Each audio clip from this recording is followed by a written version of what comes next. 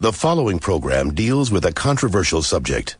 The theories expressed are not the only possible interpretation.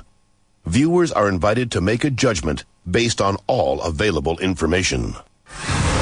Tonight, liftoff. We have a liftoff. We investigate the most extraordinary event of the 20th century. It's one small step for man.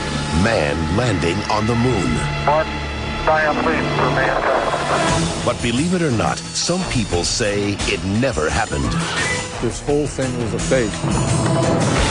Decide for yourself as we explore the evidence. The Eagle has landed. Analyze official government photos. What a ride, what a ride. Examine the films. The flag flaps on the moon where there's no atmosphere. And hear the testimony of one former astronaut who's not afraid to speak his mind. NASA could have covered it up. Could the government have orchestrated the deception of the century? NASA could have pulled off the greatest hoax of all time. You be the judge. On Conspiracy Theory, did we land on the moon?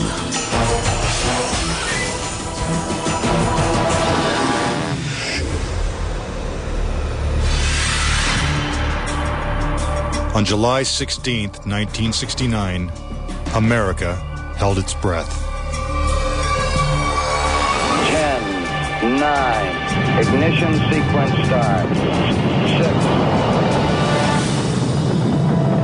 2, 1, 0. All engine running. Liftoff. We have a liftoff.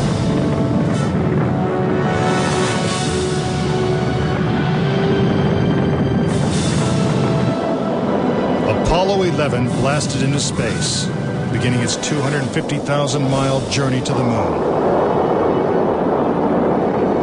During their 8-day voyage, the Apollo 11 astronauts saw spectacular views of the Earth, floated in a weightless environment, and supposedly went where no man had gone before. Guys looking good, down a half.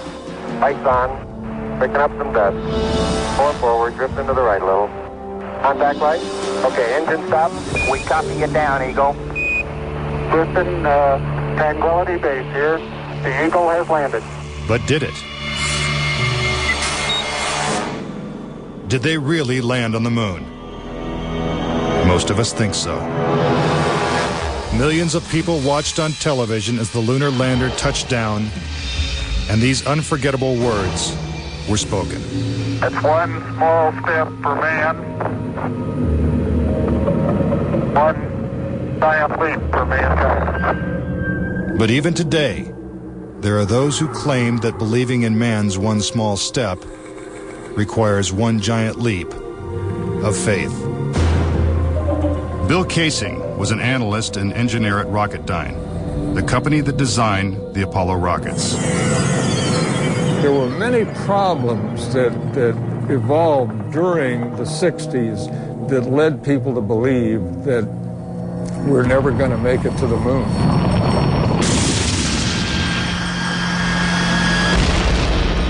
Three decades ago, when the world watched Apollo's lunar landings, Bill Casing was watching too. But what he saw on television, combined with his experiences at Rocketdyne, made him a skeptic. The whole thing then seemed phony to me. I think it was an intuitive feeling that what was being shown was not real.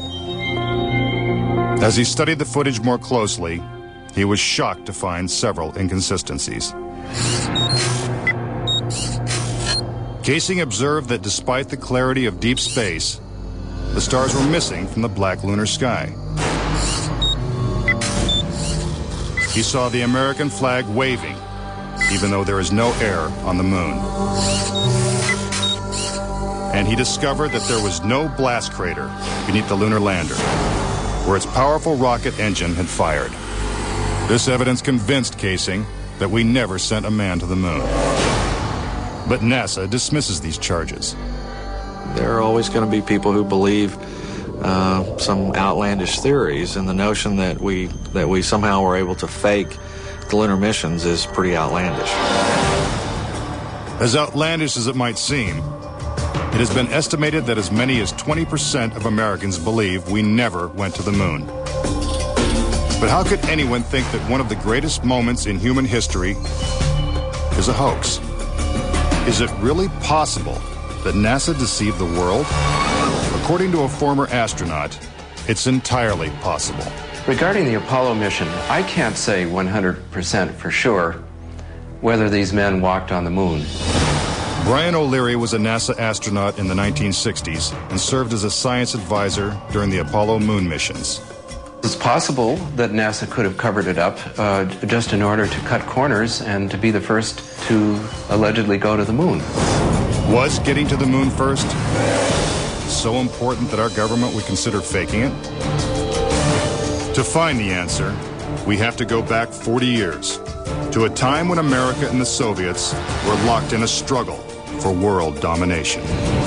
People assumed that the nation that won the space race would win the Cold War. We defined that as being first to the moon. It was a time of more or less national hysteria. On October 4th, 1957, the Soviets terrified America when they sent Sputnik, the world's first satellite, into orbit. The New York Times had to publish an article explaining to Americans that it did not carry nuclear bombs that could be dropped on the city from that altitude. The American public's fear of nuclear annihilation intensified as Russia took the lead in the space race. House Speaker announced in Congress that we may be headed for extinction. Many feared that the Soviet Union's ultimate goal was to put a missile base on the moon. Meanwhile, America's space program was having difficulty even getting off the ground. The chances of getting to the moon and returning safely to Earth were something like 0.0017%. In other words, virtually an impossibility. What actually happened, in my mind, is that during the 60s, they said, if you can't make it, fake it. But if the Apollo missions were fake, how was this monumental hoax accomplished? According to Casing, the launch of Apollo's Saturn V rocket was real. It just never sent astronauts to the moon. The astronauts were launched with the Saturn V. Then, in order to account for their disappearance, they simply orbited the Earth for 8 days. And in the interim, they showed these fake pictures of the astronauts on the moon. But on the 8th day, the command capsule separated from the vehicle and descended to Earth, as of course was shown in films.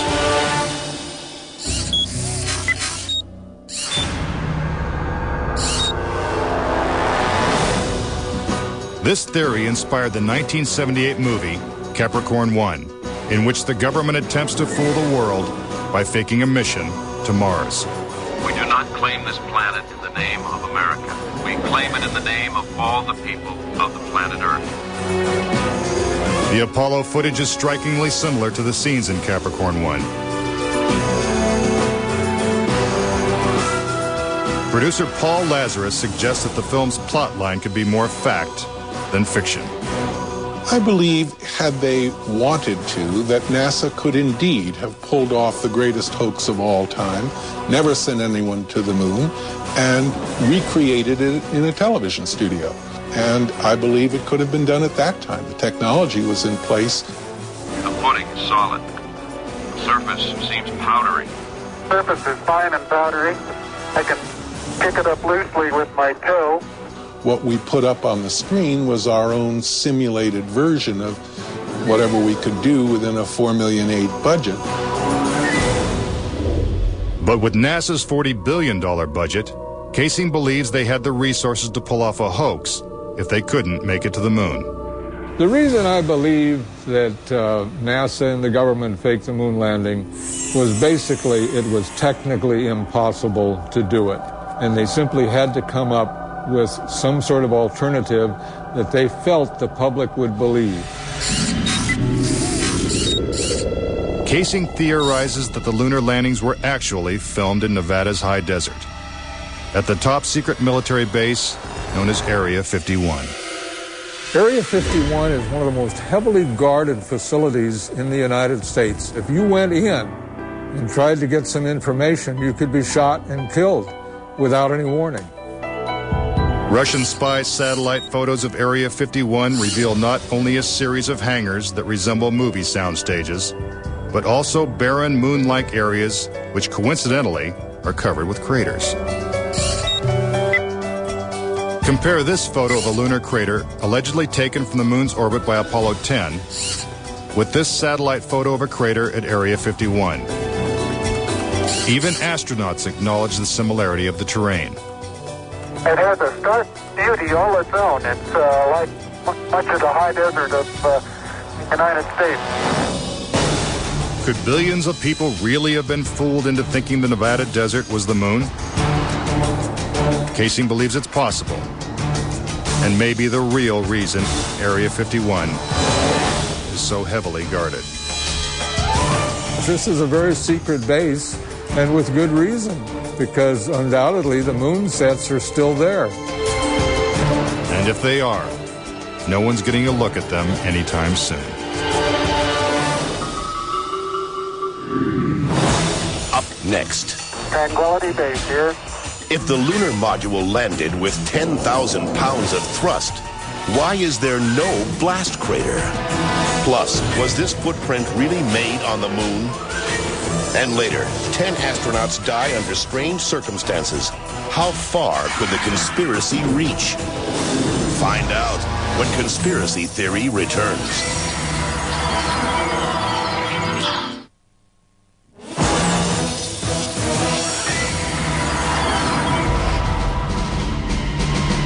We've all been led to believe that on July 20th, 1969, the Lunar Excursion Module, also known as the LEM, carried American astronauts to the surface of the moon.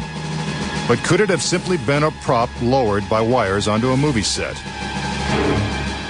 Bill Casing says that this may explain the absence of engine noise in the official NASA footage.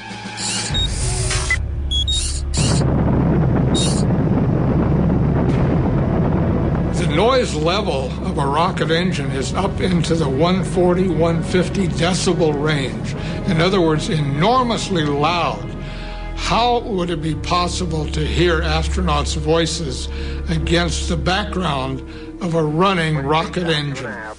Picking up some dust. 30 feet, 2.5 down. Straight shadow. 4 forward, drift into the right a little. Contact light. Okay, engine stop.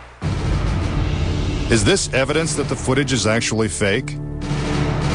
A sequence shot in a controlled environment here on Earth?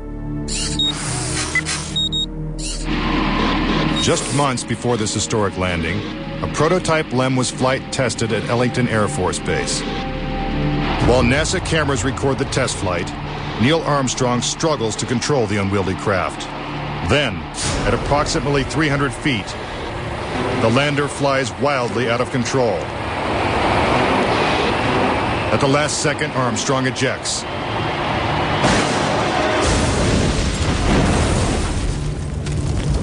And floats to safety. If the lander was so unstable and difficult to fly in the controlled environment of Earth, then how could the LEM land 6 times flawlessly in the alien environment of the moon? The LEM had a single engine mounted dead center, and then they had little push jets, thruster jets, a couple of them up on top. This was supposed to control their attitude as they came down. Well, I'll tell you a secret. The instant you moved your tail in that cabin an inch, you would change the load pattern, it would begin to tilt, and it would start that thing spinning.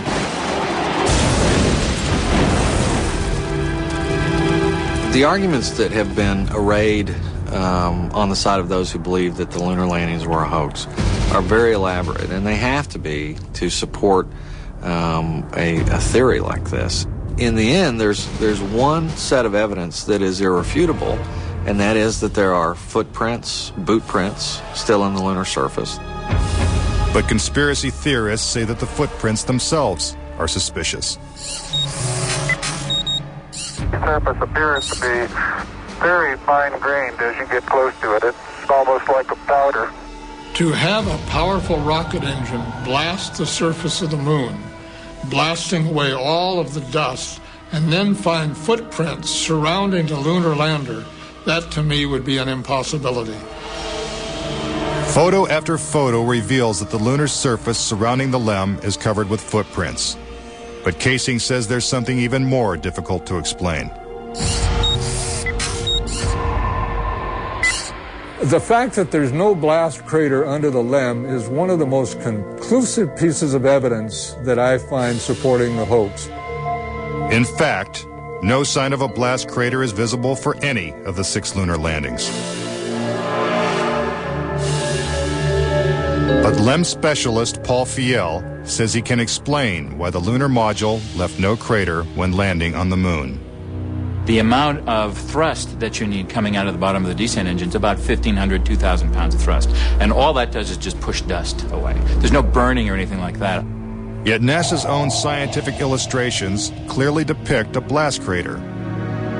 Then there's one other point. If they had truly landed on the moon, this dust would have then descended on the lunar lander, on the foot pads, and we find not a trace of dust on the foot pads. When I discovered that alone, I said, no way am I looking at a lunar lander that landed on the moon. Could it be that the LEM was just a prop on a giant lunar movie set? When Armstrong said, that's one small step for man and one giant leap for mankind, the footprint that he made could have easily been made in Area 51. Casing points out that the LEM's departure from the lunar surface is even more suspicious. In the footage of the ascent stage going up, what you don't see is an exhaust plume coming out of the rocket engine nozzle. What a ride, what a ride. But what do we see? We see the ascent stage suddenly pop up without any exhaust plume whatsoever, as though it were jerked up by a cable. Is this evidence of a conspiracy? Was the government capable of such a massive cover-up? To propose that this was all faked and a hoax, they have to say that every piece of evidence, that every physical scientific test that one could offer to support the reality of the lunar landings, they have to say that all of those are fake. I would say that my conviction that Apollo was a fake was really not according to one specific piece of evidence, but it was cumulative. This whole thing was a fake. Coming up. We're getting a picture on the TV. If there's no air on the moon, why is this American flag waving? Plus, could these official NASA photos have been doctored? All of the photographs were faked. And later, is it possible for humans to have survived the deadly radiation in deep space? When Conspiracy Theory continues.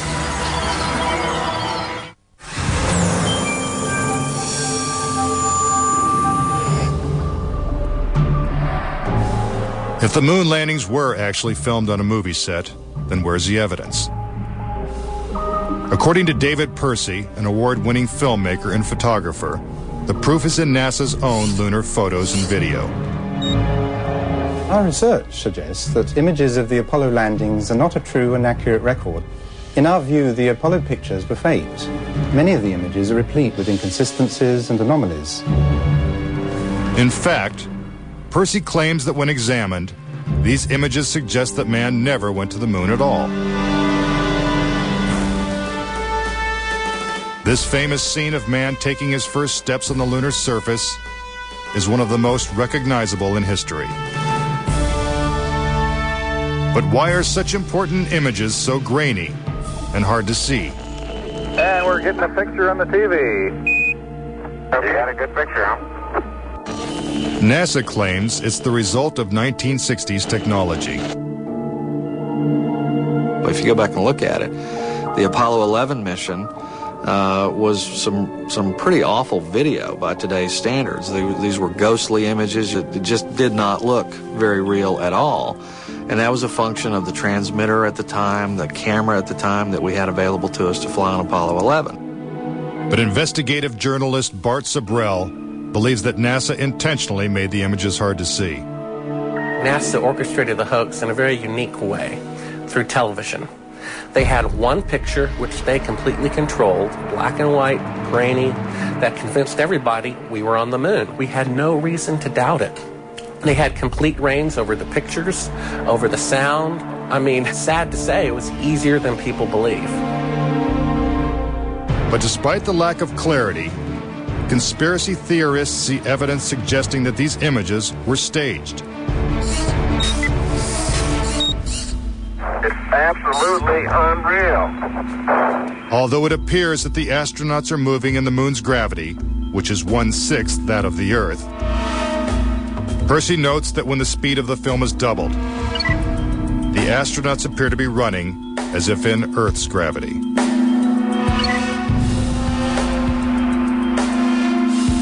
Also, when the footage of the lunar rover is doubled in speed, it looks as if it's driving here on Earth.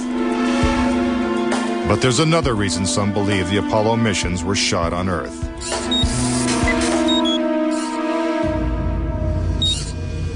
If there is no air or wind on the moon, why is this American flag waving? The fact that the flag flaps on the moon where there's no atmosphere means that there must have been a little blast of wind out in Area 51 where they shot this. Could these questionable images simply be the result of astronauts struggling to plant the flag into the lunar surface? Or is there more going on than meets the eye? What about the still photography?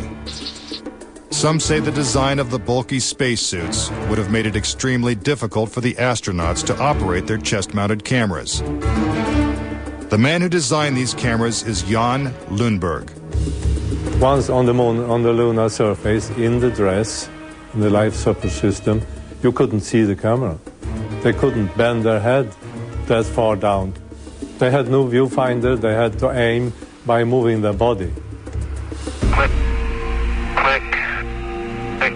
If the cameras were so difficult to manipulate, how were thousands of photos taken with crystal clarity and precise framing? The pictures that we see that allegedly were taken on the moon are absolutely perfect. But with closer examination, Casing says flaws begin to emerge.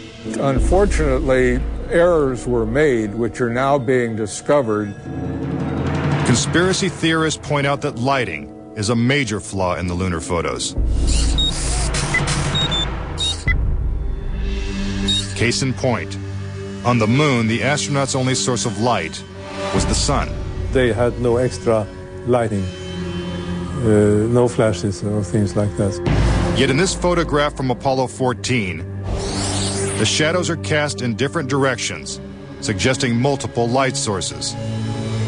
The shadows cast by the rocks in the foreground should have been east-west, like the LEM shadow. And in this photo from Apollo 17, again the shadows are pointing in different directions. Outside in sunlight, shadows always run parallel with one another. So the shadows will never intersect. Conspiracy theorists say it's not just the shadows that indicate the use of additional lights, but what has been photographed in the shadows. For example, here's an astronaut who descends into a huge shadow cast by the lunar module. Yet his entire body is still visible. How is it that he is not shrouded in darkness? Here's the same maneuver from another Apollo mission. Again, the astronaut is brightly lit in what is obviously dark shadow. And in this picture, the sun is directly behind the astronaut. His figure should be a silhouette. Yet even the smallest characteristics of his suit are recognizable. It seems like he's standing in the spotlight. And I can't explain that. That escapes me. Why? And finally, in this picture with the sun behind the lunar module, the front of the craft is clearly visible. The words United States are crisp and clear. How could these backlit pictures be so detailed? It's because there's more than one light source, which means they're not on the moon. But NASA simply dismisses these arguments. There are a number of claims that the pictures taken by Apollo astronauts were faked. And there are so many, it would be an exercise in futility to go off and try to answer all of those. But the questions continue. Why do some of these images shot at different times and different places appear to have identical backgrounds? These two photos seem to have the same mountain backdrop, yet the lunar module is only present in one of them. Seemingly impossible, since the LEM never moved and its base remained even after the mission. What a ride, what a ride.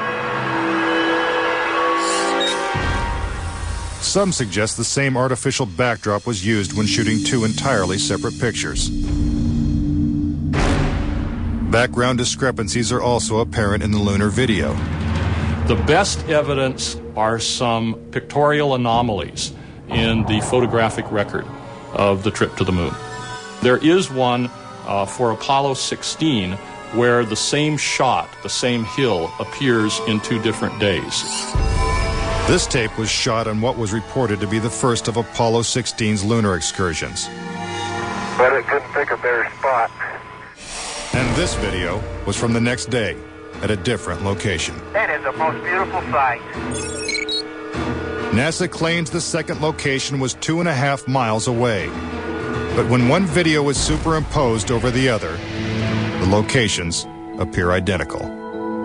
The conspiracy theorists see that as evidence that we didn't go to the moon, that it was staged, and the opposite point of view is that it's a case of bad editing. It's absolutely unreal.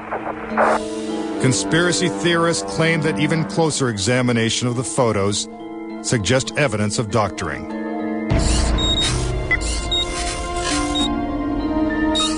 For reference, crosshairs were permanently etched into the lunar cameras, so they would have to appear on top of every image. But in this photo, a crosshair is behind a part of the lunar rover. This situation is impossible and has to be the result of technical manipulation and doctoring of the image. And in this photo from Apollo 11, the equipment in the foreground is covering the crosshair, not behind it. And in another from Apollo 12, the American flag is covering one crosshair and the astronaut is covering the other. When presented with these questionable photos and videos, NASA refutes the conspiracy theories. Some range from incredibly complicated to incredibly goofy.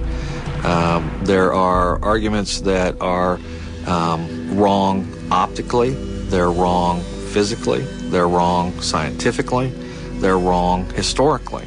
There's a great deal of claptrap that is sort of woven in to these arguments.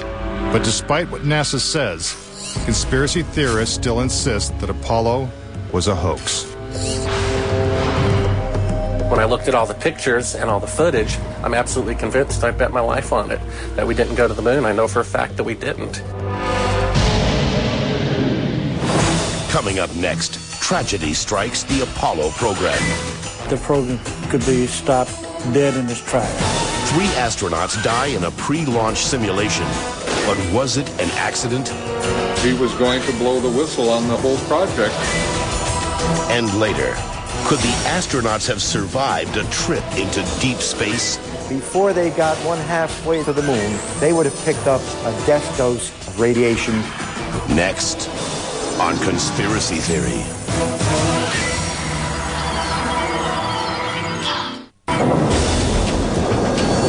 If what conspiracy theorists say is true, how could NASA perpetrate such a widespread hoax without someone from the inside blowing the whistle?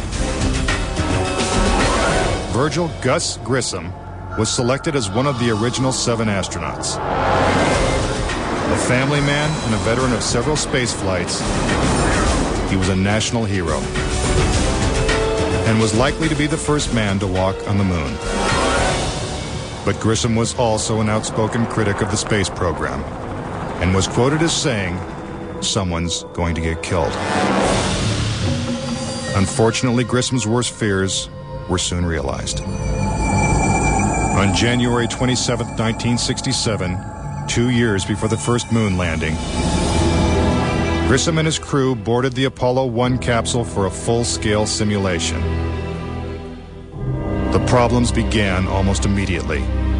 First, the capsule's communication systems failed. You copy? No, I didn't read you, Chuck, at all. I can't read you, Chuck. You want to try the phone? How do I get the moon? We can't pass between 3 buildings. I can't hear a finger's way. Suddenly, the capsule burst into flames with the astronauts sealed inside.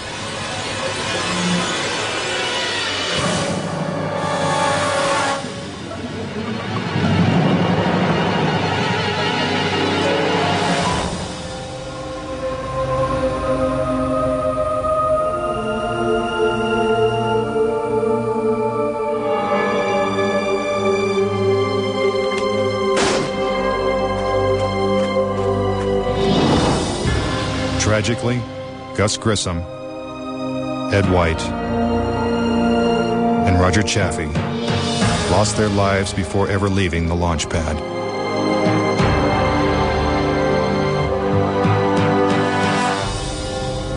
Gus Grissom's family believes the Apollo 1 fire was no accident. I think it was intentionally sabotaged by someone. It's been a question in my mind, what was found in the accident investigation and how was that handled? Was the CIA involved or whoever? But it was done intentionally.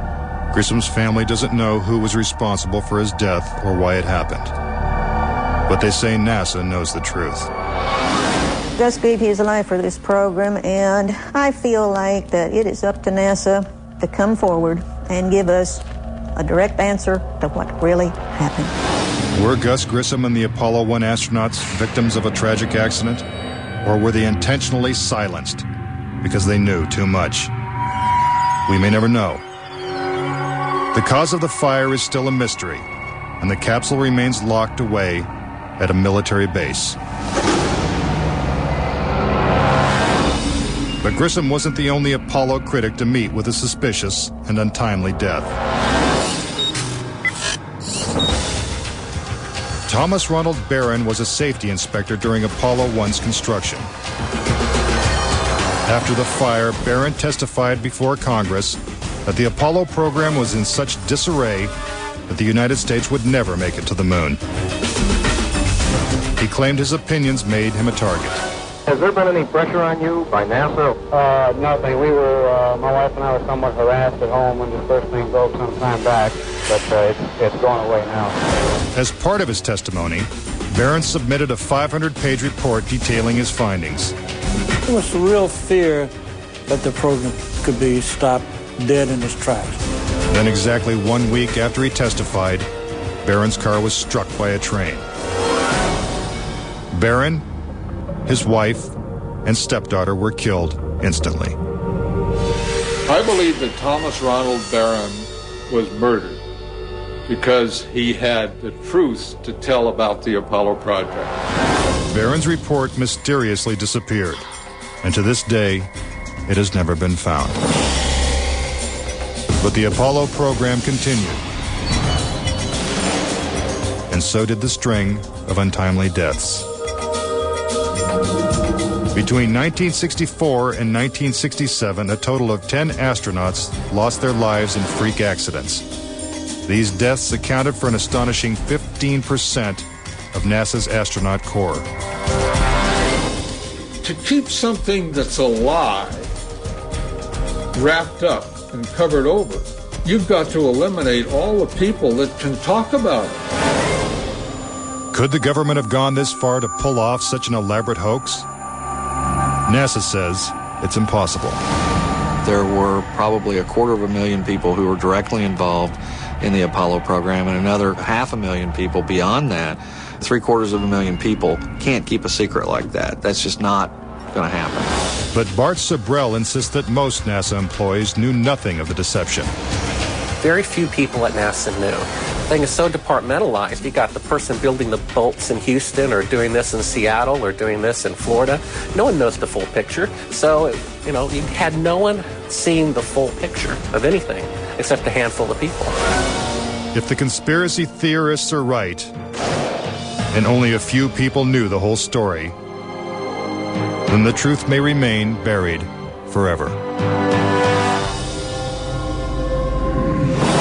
When we return, could the astronauts have survived the deadly radiation of space? Getting them past the radiation belt would have been impossible. And a Russian cosmonaut breaks his silence when conspiracy theory returns.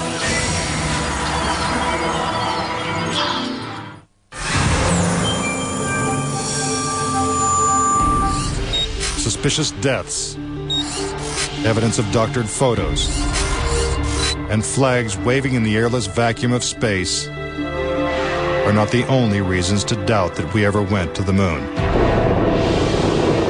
Some say the astronauts could never even have survived the trip. The reason why they couldn't go to the moon is because of a phenomenon that few people know about called the Van Allen radiation belts. 500 miles above the Earth, these bands of intense radiation surround our planet and are thousands of miles thick.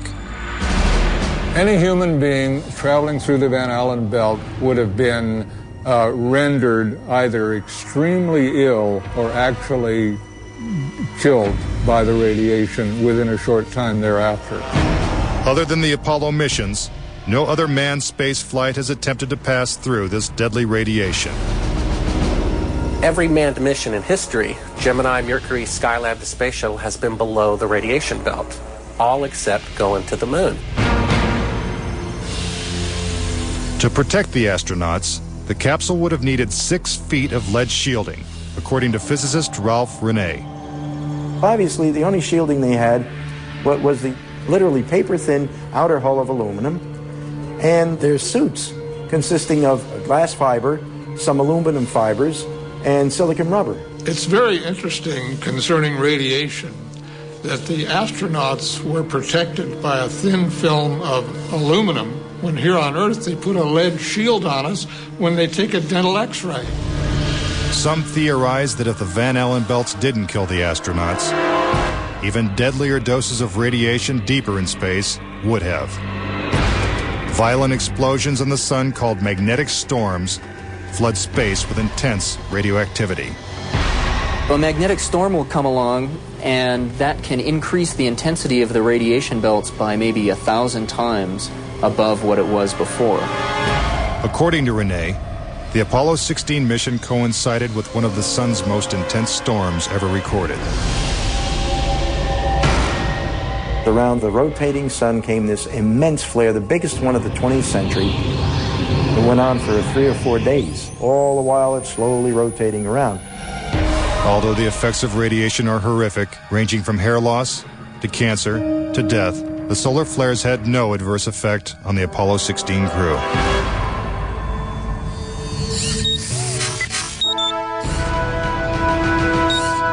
NASA had another problem, and one is that the moon's surface is totally inhospitable to man. If you do it in the dark, and that includes any part of the shadow of the spacecraft itself, the temperatures go down to 250 degrees below zero. In the sun, the temperatures go up to 250 degrees above zero. Rene also theorizes that the astronauts' liquid-cooled spacesuits could not have provided sufficient protection from the intense heat and radiation. But NASA maintains that this hypothesis is wrong.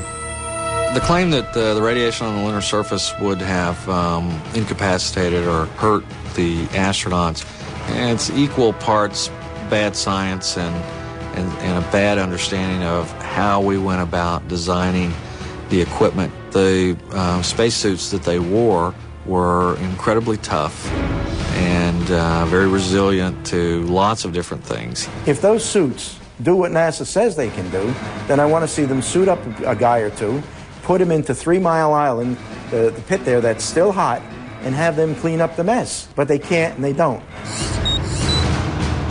The fact remains that no Apollo astronaut has ever suffered a serious illness from a trip to the moon. Could this be because they never left the safety of Earth's atmosphere in the first place? This is the main reason why the Russians never really intended to send the men to the moon. Was it the fear of lethal radiation that caused the Russians to abandon their plans to go to the moon? According to one of their chief cosmonauts, it was certainly a factor. Of course, we were worried to go out into the unknown of space. Of course, we were fearful. We had no idea how human would be affected by the radiation. We suspected that possibly the radiation could even penetrate through the craft itself. Are the deadly perils of space proof that NASA faked the Apollo missions? To this day, the Russians have never sent a man to the moon. And we have no plans to return. A final word when conspiracy theory continues.